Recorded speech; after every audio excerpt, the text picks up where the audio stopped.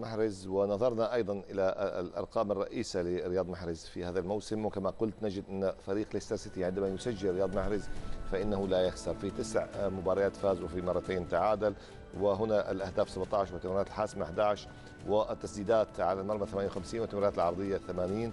يعني كأن اللاعب يعني به اليوم يؤكد أنه يستحق أن يتم اختياره كأفضل لاعب في الدوري الإنجليزي الممتاز، علاوة على مساعدة فريقه في تعزيز صدارته واقترابه من اللقب.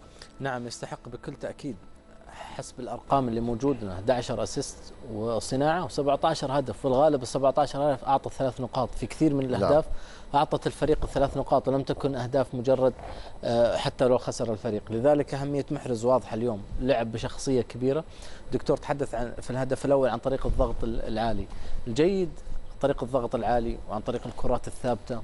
أيوة لعب عليه الفريق في الكرات الثابتة بشكل جدا مميز ودون أخطاء. اللي يميز ليستر انه فريق قليل الاخطاء على مستوى خط الوسط في التمريرات او على مستوى قبوله للعب في ملعب وعلى مستوى